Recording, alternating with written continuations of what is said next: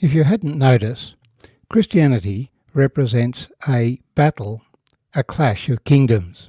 For when Jesus was announced by John the Baptist, the message was, the kingdom of God is at hand. And what did the Jewish people and the Roman nation do? They executed the King of the Jews. One might have thought that that put an end to this clash of kingdoms, because Jesus didn't raise up a military force to fight against the Romans or the Jews. But it hasn't. The battle has continued. Any battle among nations is a military battle, where the outcome is determined by strength of arms. And that battle happens possibly after some debate and argument. But Jesus refused to take up arms. And so the battle that takes place today, in the first instance, is purely an ideological one, a battle of ideas pursued by debate. Sadly, when those who oppose Christ's teaching cannot win the argument, they often resort to violence, executing their opponents. And this is the way that Paul fought the battle, not taking up arms, but challenging people with logical arguments. Let's see how he expresses that as we share together from 2 Corinthians chapter 10. Now I, Paul, myself am pleading with you by the meekness and gentleness of Christ, who in presence am lowly among you, but being absent am bold toward you. But I beg you that when I am present I may not be bold with that confidence by which I intend to be bold against some, who think of us as if we walked according to the flesh. For though we walk in the flesh, we do not war according to the flesh.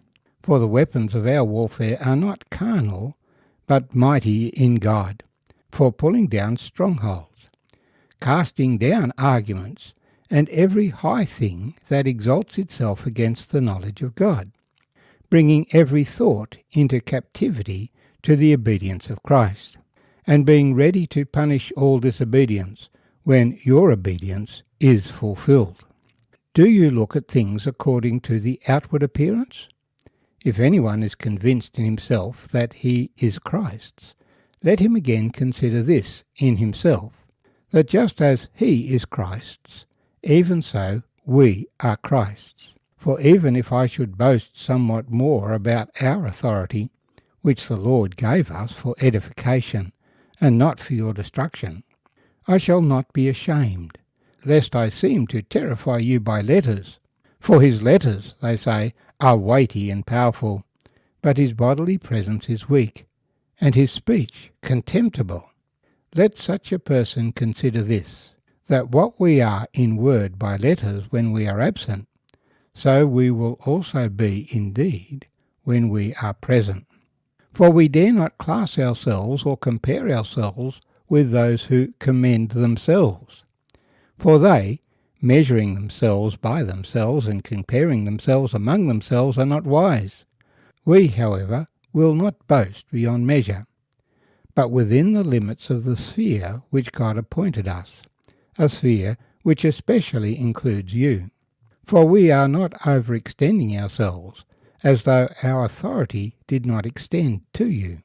For it was to you that we came with the gospel of Christ, not boasting of things beyond measure, that is, in other men's labours, but having hope that as your faith is increased, we shall be greatly enlarged by you in our sphere, to preach the gospel in the regions beyond you, and not to boast in another man's sphere of accomplishment. But he who glories, let him glory in the Lord. For not he who commends himself is approved, but whom the Lord commends.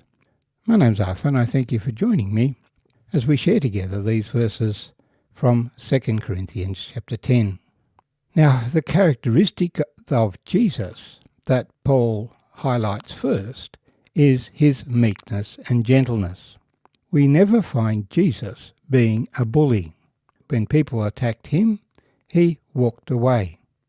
The only exception of this was when he made a whip and drove money changers and traders out of the temple courtyard. And he justified his action at that time, saying, "This is my Father's house. It is to be a house of prayer for all nations, and you have made it a den of thieves." He was acting within the authority of the Father when he did that. And because he acted with authority, he was not arrested, he was not opposed. People knew that they were doing wrong, and they were driven out. The chief priests were a bit affronted by this, and they came and challenged Jesus, "By what authority you do this?" And he said, "Can I ask you a question? What authority did John the Baptist have? Did he speak on his own authority or on the authority of God?" They refused to acknowledge that John the Baptist was a man from God, because John the Baptist had pointed to Jesus. But they couldn't deny it because the people accepted it, so they refused to answer. And on that basis, Jesus refused to declare his authority because John the Baptist bore testimony to his authority, and they refused John's testimony.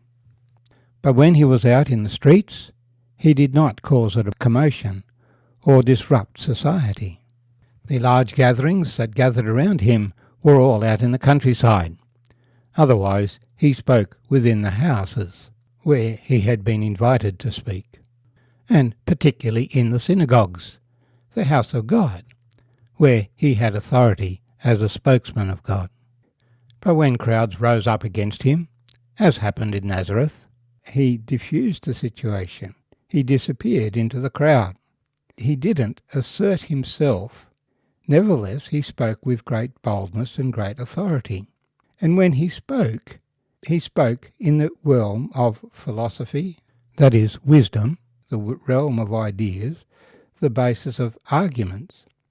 And he answered all the arguments that were presented against him.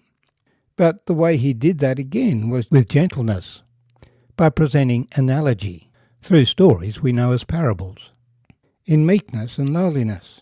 So, when he was confronted with the authorities who would try and bully him, he always dealt with them gently. So his manner of dealing was not according to the flesh, for the flesh tries to bully with intimidation, with threats.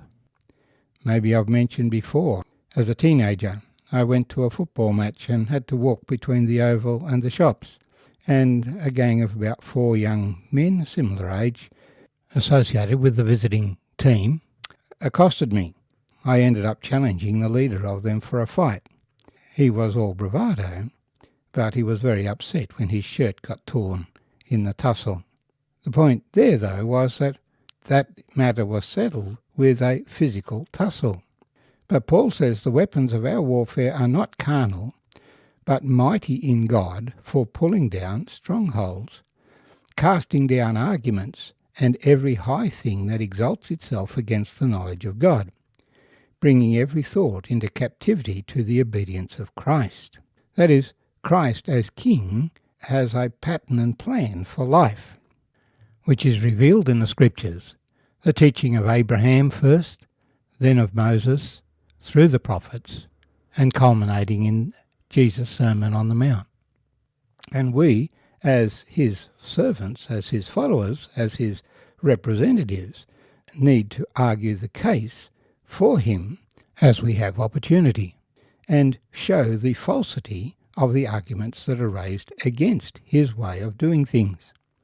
At this present time, all kinds of arguments which claim to be Christian moral arguments in the way that they are presented, talking about love and rights and dignity, but are completely contrary to what God has said concerning birth, death, and marriage. The point is that people make false arguments, and Paul's response was to cast down the arguments and to show the falsity of those who rose up against the teaching of God. Therefore, when we are confronted with issues and bombarded by arguments, look at those arguments and think about the matter and realize that they are fundamentally flawed. The case that has been made will be destructive of society as well as being in rebellion against God.